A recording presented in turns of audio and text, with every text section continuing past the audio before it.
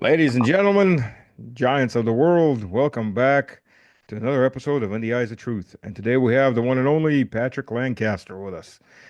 Hey there, entrepreneurs. Are you feeling the squeeze from increasing regulations and higher taxes? Maybe you've noticed the growing instability and thought there has to be a better way. Well, you're not alone, and that's exactly why you need to consider offshoring your wealth now. Imagine a life where your hard-earned money isn't constantly under threat from unpredictable government policies. Sounds pretty good, right? Let me tell you. It's not just a dream, it's a smart strategy. Here at Exit Strategy, we specialize in helping entrepreneurs like you protect and grow their wealth. We navigate the complex world of international finance so you don't have to, from setting up offshore accounts to advising on the best countries with favorable tax laws. We've got you covered. Now, I know what you're thinking. Offshoring sounds risky, maybe even a bit shady, but the truth is many savvy business owners are already doing it. It's not just about dodging taxes, it's about creating a safety net for your future. Imagine diversifying your assets across multiple jurisdictions. When one country faces economic downturns, your wealth remains secure. Think of it as an insurance policy against the uncertainties of life. And let's not forget, having a portion of your wealth offshore can open up opportunities for international investments. You're no longer limited by the economic climate of a single country. You can tap into booming markets around the world, maximizing your returns. But here's the kicker. Time is of the essence. With increasing global scrutiny and tightening regulations, the window for easy offshoring is closing fast. The sooner you act, the better positioned you'll be. So why wait? Protect your wealth, secure your future, and explore new opportunities with Exit Strategy. Don't let the rising dangers in the US economy catch you off guard. Reach out to us today and take the first step towards financial freedom. Because when it comes to your wealth, playing it safe is the riskiest move of all. Thanks for watching, and remember, your future starts with the decisions you make today. Choose wisely, choose Exit Strategy. Catch you in the next video.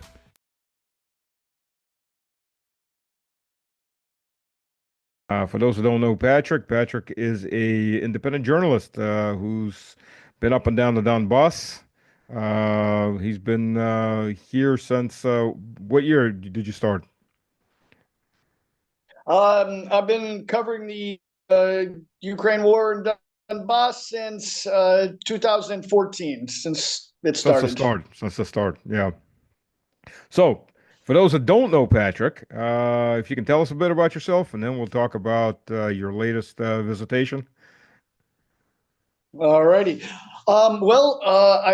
As you said, started in Donbass 2014 and been covering the war since, and been mainly covering the frontline actions and the effect of the war on the civilian population, and also have moved to other conflicts as well, like the Armenia-Azerbaijan conflict, and most recently the unrest in Georgia. And I think we could talk a little bit about that. But I'm, again, as you said, totally independent, a crowd-funded journalist. Most of my work's on YouTube, and also my extra videos and things like that go out on Substack as well. So those are the two best places to find my work. Where are you from originally? What part? U.S., obviously. But Yeah, I'm from St. Louis, Missouri, and show me state. yeah, You took that too hard. Show me. and I was in the U.S. I was in the U.S. Navy from 2001 till 2006. Okay. So what do your relatives think of you being down here in Russia and going out on Donbass? Are they supporting you? Or are they thinking you're crazy? Do they buy into the Washington narrative? No, for the most part, my family and friends, support my work, especially when they see it. My father actually lived in Donetsk with us for several Oh, years, and my mother's in Russia right now on a visit. oh, So, that's awesome. yeah. Well, your father lived, so you were living in Donetsk city itself at that point.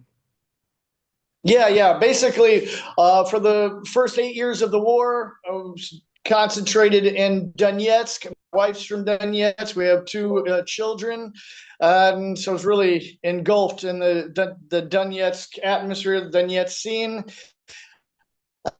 And in the last 2.5 years, almost 3 years, have kind of branched out a lot more to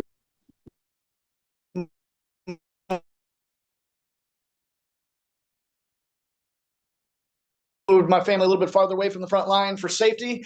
Yeah.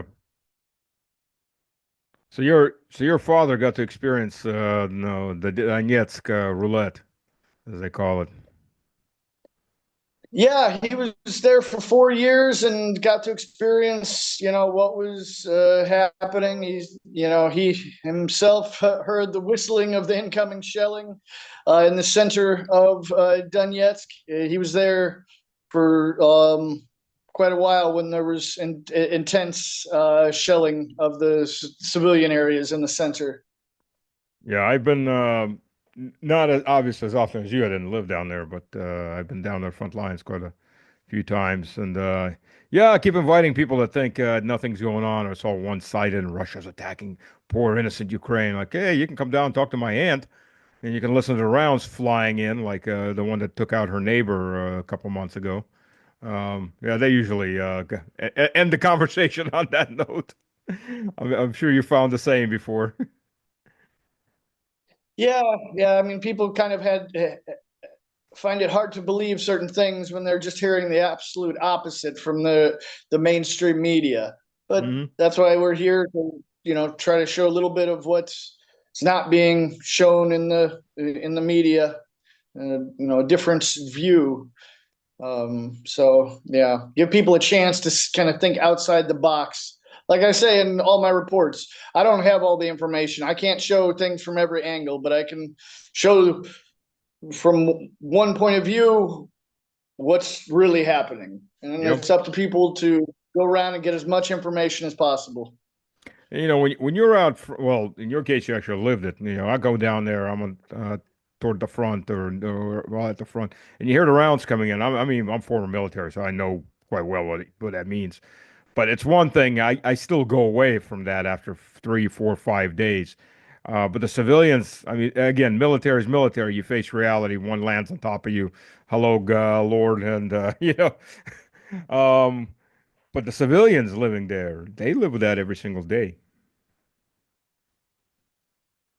Yeah, and that's why I made it a part of my mission, you could say, to show what was happening to the people. I mean, go daily to civilian homes that have been shelled by the Ukrainian attacks on civilian areas. Um, you know, not just little accidents here and there, but I mean, we're talking massive amounts of attacks. Either targeted at civilian areas or just randomly lobbed into the city or wherever the location happens to be. You know, the first time I went down under near Svatova, so by the time we got there to the guys we're supporting, we were less than a kilometer from the front line. I mean, the hills to the north of us or the west of us was the front line, and you're just looking at them. You know, you could do a light jog to get there. But again, I'm 11 years in the military. I know what I'm. Well, you know what you're doing as much as you know what you're doing. In the end, it's a hell of a lot of luck whether or not something lands on you or not. But what blew my mind as we were going down there, and we were maybe 5 kilometers from front line, so rounds are flying in here and there, and there's burned out houses. Two young women walk out with their baby carriages and they're go strolling with their baby, with their kids weren't even sitting there; they're still laying there in the baby carriages. They're that young, and you see that and you go, "Holy shit!" Um, I mean, this isn't military. These aren't old folks stuck in their homes that are afraid to leave. These are, I mean, my daughter. I've got a daughter that age, and they're under artillery attack. Uh, I'm sure you've Yeah, I seen mean, quite it's a bit of that. unfortunate. Go ahead, go ahead. Yeah, unfortunately, these some of these children have just grown up under constant attacks.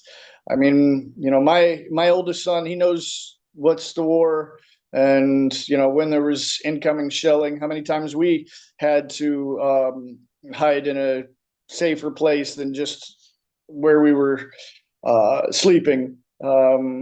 But I mean, yeah, kids. There's kids that this war's been going on for 10 years, and these kids that are 10 years old have never lived somewhere that wasn't at war. And it's very sad.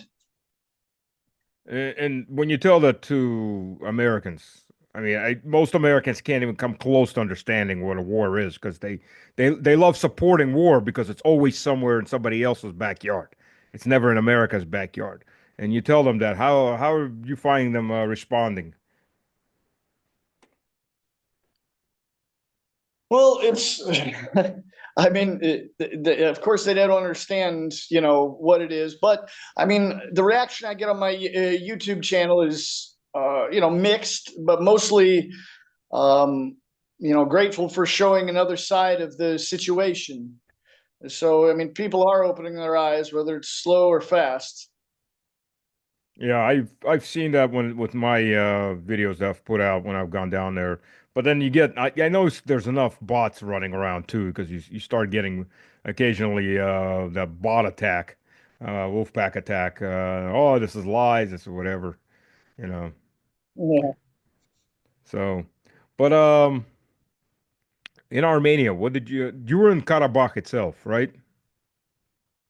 Yeah, for the beginning of October of 2020, I was in Karabakh or Artsakh or whatever you want to call it. Yeah.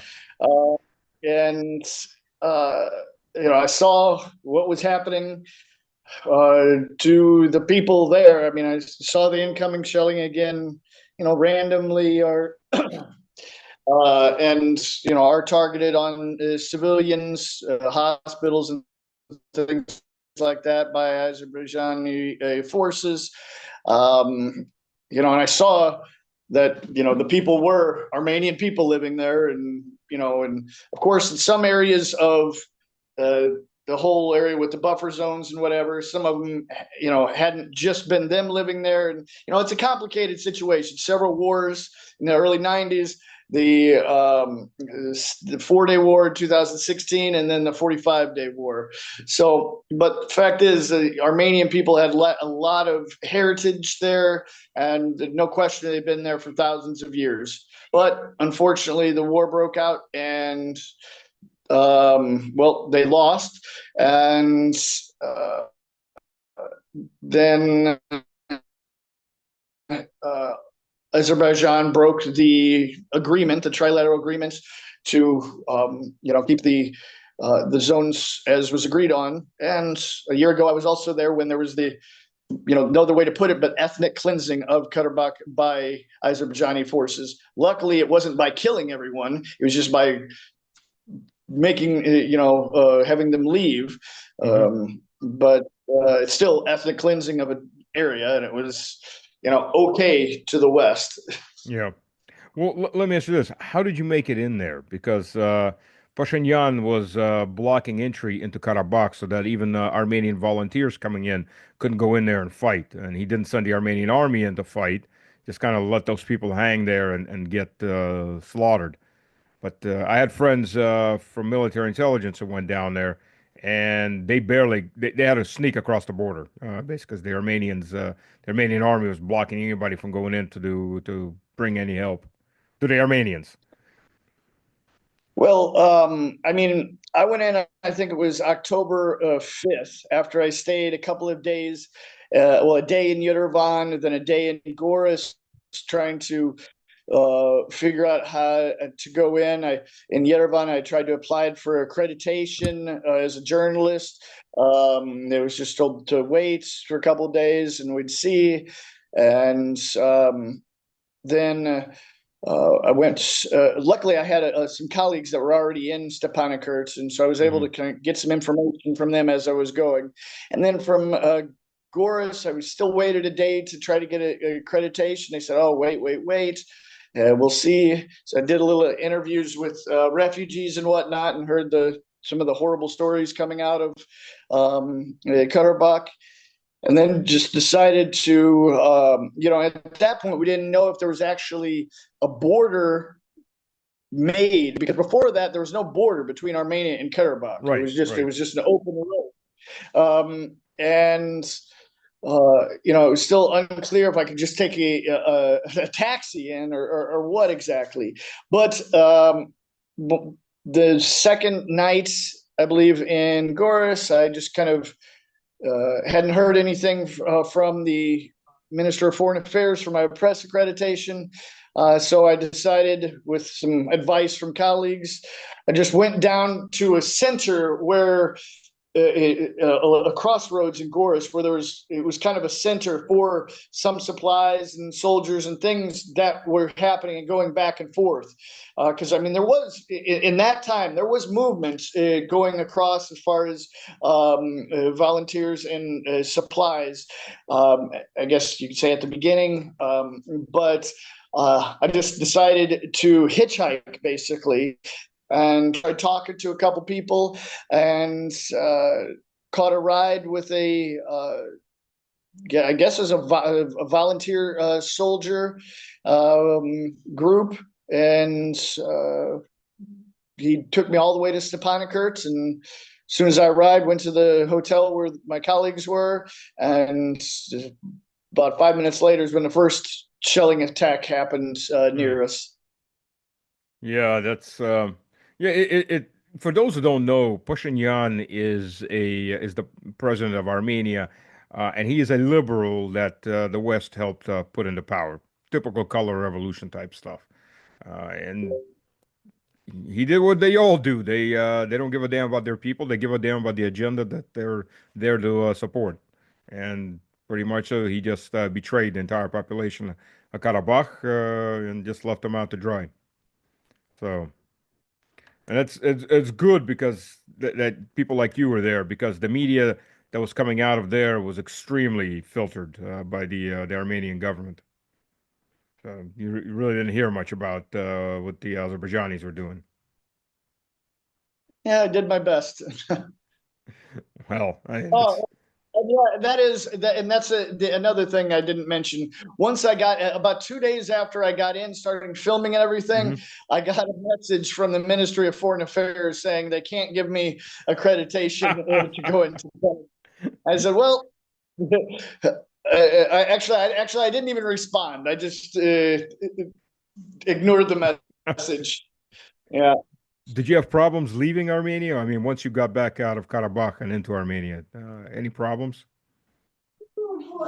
No, not really. I left, and my work got fairly well accepted by the. Oh wait, sorry. So No problem. can we hold this for a second? Yeah, no problem. Yeah, so the question was when you got out of Karabakh back into Armenia, did you have any problems with the Armenian government since you were down there recording without their press credentials? Um, no. Eventually, after several days, they kind of warmed up to the idea of me being there, because there wasn't, I guess, anything they could really do about it. They weren't going to So come down and get you. yeah, well, they had some representatives. Well, I guess the ARTSOC representatives at that time, that gave me accreditation after several days of me already being there. And when I left, had somewhat of a favorable opinion of my work as far as the population went, and ended up staying in Yerevan from November and until, I guess, March or April. Actually, no, probably, yeah, the end of April, I would guess. So quite a while, covering the protests in the center of Yerevan. So yeah, no. Well, I guess there was one issue that I had with the Ministry of Foreign Affairs. There was a time when there was a video that was that I had published, that they didn't quite appreciate, just because it was giving an opinion from a different angle. Whatever I don't know if we need to fully get into which video, but I think it can be understood when looking at my work. They wanted me to delete the video, and I said, "Well, I can't do that." And after that, my accreditation strangely got denied the next time. Uh, So, so you were doing journalism and they didn't like journalism. They just wanted propaganda. well, it is what it is. Yeah. Um, but other than that, no. But I just continued to work on. I mean, Hmm. they're pretty. Even hiccups here and there, more or less. No issues with. I had no serious issues beyond that with my freedom of speech or something. I just, it really changed nothing for me in Yerevan having accreditation or not. I still went to all the meetings, showed all the protests, did everything. There was no real change at all. I never had any problems with the authorities checking things or something like that, or the police. So did what I had to do and what I thought was best at the time, Oh, that's and excellent. still. That's excellent. So I've known people that have gotten banned from coming in when they've done. This is more recent, of course. This is in the last over the last 2 years. The They did objective reporting, and the Pashinyan government's gotten a bit more testy. So they denied them entry into. Usually they'd fly in and they just wouldn't let them into the airport or through the airport. So. Yeah. So it's good. It's good that you were able to do this. Um, so what's your mother's opinion so far? Well, she's in Rostov, right? I'm assuming that Well, we're. yeah, right now she is, but I've given her quite a tour of Donbass. Oh, really? Shown her, yeah, yeah, yeah. Took her to, not on the front line exactly, but fairly close in some instances. And actually making a film with her called American Grandma on the Ukraine war front line. I think it sounds a little bit better in Russian, but who's gonna heard the boy? Huh? Yeah. That's Yeah, but was it a shock for her? I mean, a serious shock. yeah, I mean, some of the things she heard from the people about, Ukraine attacking civilians and what they did in Mariupol. I took her to Mariupol. I took her to Spartak in Donetsk, Lugansk. Even took her to some military training grounds to see some of the soldiers training and shelling sites and things like that. So it was an interesting experience, you could say, for a little eye opening. Did you get her one of the souvenirs? The fins from a mortar round? Because they Um, tend to stick right into the asphalt when the mortar round goes off. The fins will just embed themselves into the asphalt. yeah, yeah. Well, she definitely got a chance to see many of them. That's the Donbass or the frontline souvenirs. They're everywhere. Yeah, she got a full Russian military MRE. So Those are yeah, she pretty liked good, that. actually. They're better than the MREs I ate in the U.S. Army. Then again, we had the first, second generation MREs, which well, I mean, it's just chemical slop, you know. Pink omelets, crap like that. What I really loved is the beef patty or the pork patty, which by the way, when it rips apart, it looks just the same. So it's probably all soybean anyways, and they have painted grill marks on it. It's like, yes, there you go. Um, so let's talk about your latest trip. You went to my old stomping grounds. Actually, I came back from there from Republic of Georgia on the 31st of October. So we had the first big rally, which is actually pretty peaceful, interestingly enough. Um, I think they were still hoping to get mass demonstrations and without having to turn to violence, which was a failure because in their case, with the liberals, they got I think 5,000 people about is what we estimated at, which in a city of a million is really not much. But you got there when things got smaller and more violent. Let's talk about that. First of all, did you fly in or did you drive in? Drove in. Yeah, because they filtered people at the airport. I got stuck, even though I got relatives even there. I got stuck for 2 hours waiting accreditation to get in. Yeah, And no, that, yeah, go ahead, go go ahead. ahead. Just yeah, came from Russia down, and no issues coming in. Did you feel in the rest of the city any kind of tension, or was it all just concentrated on Rastaveli, the center? Yeah, basically the area right in front of the Parliament building was the the spot. Um, not as intense as as far as the protest goes as many others that I've seen, like in Armenia or they saw in Kiev, something like this. There's no 24-hour presence. It seems more of like a just an after work, before work kind of hobby protest. Of course, they wouldn't say that, but yeah, I mean, there was no 24-hour presence at all. I got there on the seventh day of consecutive protest and or unrest, and the first two, which was a Wednesday, so the first 2 nights were fairly peaceful, you could say. There's some fireworks shot into the air, but no real clashes between the police and the protesters.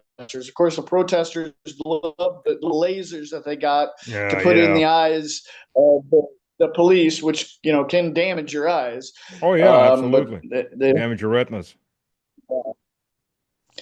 Yeah, but yeah, so the first 2 days just considered it consisted of just yelling, a little fireworks, maybe one large firework that or maybe two that hit the building itself, but no reaction from the police at that instance, or reactions from the police on the lasers or anything like that. Now, of course, in the first week, apparently there was a lot more clashes, but on my third night was the only time of the 7 days that I was there that I saw actual clashes between the police and the protesters.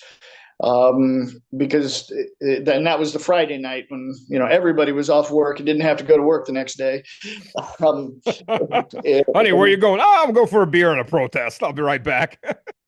Yeah. Yeah. So they really opened up the after midnight when they say when the metro stopped Mm. after midnight is when it kind of really got hot. You could say the fireworks shooting directly on the uh, Parliament building. I mean, in aiming at the riot police, which basically the situation was you had the Parliament building here that you're looking at, and then on the side streets were the police.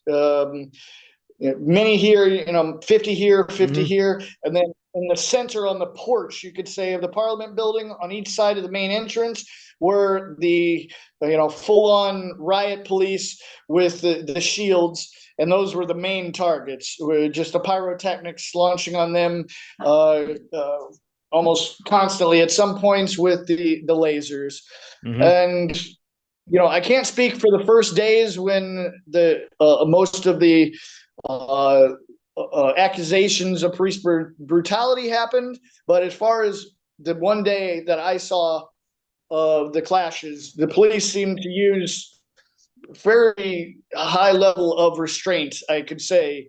Not just saying, "Oh, okay, we're being fired with pyrotechnics at us. Let's go at them." They just stood there and took it for quite a long time. I mean, I would think, in a lot of places in the States, in the United States, if you get firing huge fireballs at the police, it's not going to be that smooth of a reaction from the police. Um, Were there Molotov cocktails also flying? I did not see any Mm. Molotov cocktails that night. Basically, the night after midnight started with fireworks going at the building, going at the police, lasers, that whole thing, as every day. And then I actually left the center for right there in front of the parliament building to try to find an internet source to upload a little bit of video. But by the time we got down the hill a little bit, we heard that the police were trying to push the protesters down the street. So apparently they kind of got, enough of it. And so we came back, but we came back through the part that had already been cleared because they decided to come bring it down and just clear it little by little. Hmm. And so we kind of came up behind the police line, and we didn't quite understand it at the time. And the police were stopping us from going in, and we're like, okay, chill out, let us go in and work, And they're like, no. So we were a little bit aback and by that, thinking, okay, the police are trying to stop journalists from filming all this. And it wasn't just that; it was just they didn't want anyone coming behind the police line. That's just not how it works. So we Right. went a little stop, and we finally climbed through this church courtyard backyard and snuck our way in, and then got to the other side of where the police were pushing the protesters. And then we understood, okay, there was a line of police, a line of protesters, and bottles coming from the protesters, glass bottles, not filled with Molotov cocktails, but glass bottles. Not a lot. I think the whole night might have seen between 10 and 20 glass bottles thrown at the police, several rocks, and of course, huge firework pyrotechnics directed directly at the police lines. And the police responded with water cannons and gas grenades, tear gas grenades. Myself and other journalist colleagues came up to the conclusion that it wasn't CS gas; it was actual tear gas canisters. And basically, I stayed with the line between the protesters and the police line. And at first, when I got there, it was just the water cans. I knew there was a chance that the gas was going to happen, but wasn't thinking about it too much because there's the water cannons, no big deal. I mean, every once in a while, someone got hit kind of directly. I didn't. There was a very few that did. I mean, they were basically just targeting it over in an arch over the people. So it wasn't like they were, really trying to get people knocked out with it. I didn't see anybody get hits directly with any batons or anything like that. There was one point when it was a little unclear of the purpose of why they were doing it, but the police several times would do a little stand, and all of them would bang their batons on their glass shields. And it seemed like maybe they were trying to do it as an intimidation factor It, to it, tell it the is an intimidation factor. yeah, but it kind of seemed like it antagonized them a bit. It was it kind of seemed like it had the opposite reaction. So at the time, I was like, yeah, probably stop doing that. You're getting that's not going to help the situation because it just seemed to be getting the protesters more riled up and more fireballs and things flying. And then there was smoke everywhere before the gas started. So I wasn't really thinking about it, but I'm between the police, between protesters going and filming, and then all of a sudden I get this little bit of a change because I didn't see the gas grenades getting launched. It was I just all of a sudden was in it and totally got overwhelmed. I forgot how well that stuff works. It was quite overwhelming, you I've could say. I've actually got a high So tolerance for that because we went through, and I don't know what you guys did in the Navy, but in the Army, every year you went through CS, CS chamber. So they stoke it up, and you walk in, take the mask off, and I got to a point where I was doing exercises with my guys in there. So, it's mostly, especially for civilians, it's that shock effect because they don't know what's Yeah, coming, and the first time the gas hits them, and the snot starts flowing out of their noses, and their eyes start to tear up, and their skin starts to burn. It's such a shock effect, psychological. yeah, yeah. Yeah, and yeah, myself, I in the military only had it done once, and that was in boot camp. But so I guess this is my third time. I was at boot camp, then in Athens, Greece during some of the protests and riots there, and then now here. But that night, it wasn't just one night. I, kept coming back for more, you could say. Give me more, baby. I like it. Make it burn. Yeah, But yeah, in open it's air, so, it's not even that bad because it dissipates a lot quicker. yeah, I yeah, mean, I've yeah. had it in Well, open air and I've had it in a chamber. It's night and day. yeah, well, this is like I said, this wasn't the CS gas. This was the actual I forget the chemical term for it, but the tear gas Hmm. canister. And yeah, it got me overwhelmed. I went back, and they actually, the one organized thing I saw with the protesters, they were fairly well organized with helping each other get over the gas. They had many people that obviously was their job to, you see someone that's struggling, spray their eyes, give them some lotion and stuff, Milk. clean their eyes out. And that's even before the actions happen. There were people around the crowds handing out saline solutions and things like that. And another thing that I noticed at that time, when the fireworks, the protesters, I don't know about all of them, but a lot of them, they had fireworks hidden in the buildings themselves. Like I would see people run into the first floor doors, because these were apartment buildings and Right. businesses. They'd run in, come out with a bunch of fireworks, open up on the police, and this lasted several hours. The police would push them back with the gas. They'd fire fireworks, and then the whole thing, and then every once in a while they'd use the water cannon. It got to a point where, oh, great, the water cannon, that's awesome. Stop with this gas. It sucks. Yeah. Um, Yeah, yeah. what's amazing is as much as the West screams whenever any non-Western when a target of the West does even something on this level to control the Western sponsored crowds, in the West you see what happens the moment anybody gets out, crowd gets out. It's batons, it's tear gas, it's rubber bullets, it's water cannons straight in your face. Hell, it's rubber bullets in your face, which aren't rubber. If anybody knows what a rubber bullet is, it's a regular bullet with several coatings of plastic on it. So yeah, it's amazing the double standards, isn't it? Mhm.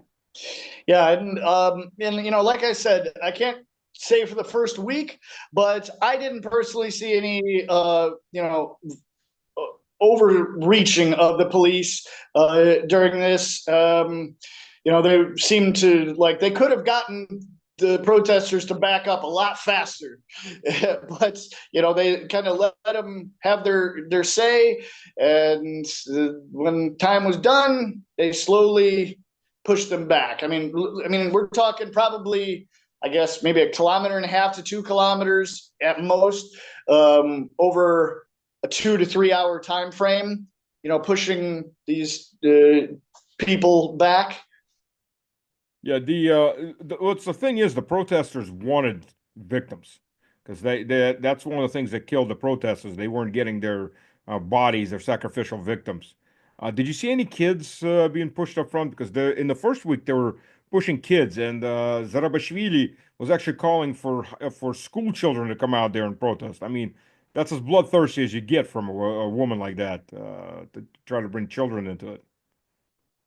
Well, I can't say about pushing them up to the front or something like that, but no question that most of the active firing people were teens, late teens.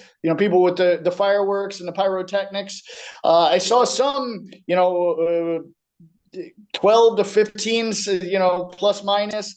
But and a lot of those kids, they were just playing around with fireworks and things even before the hot stuff started. Just throwing little fireworks at the police and things like this. But I would say the majority of the people there were, I would say, 15 to maybe 30. Hmm. The vast majority, probably over 50%, 15 to 25, something Patrick, like that, maybe I'm sorry, 15%. gotta stop. We're almost out of time. We've got less than a minute left. I want to thank everybody that joined us.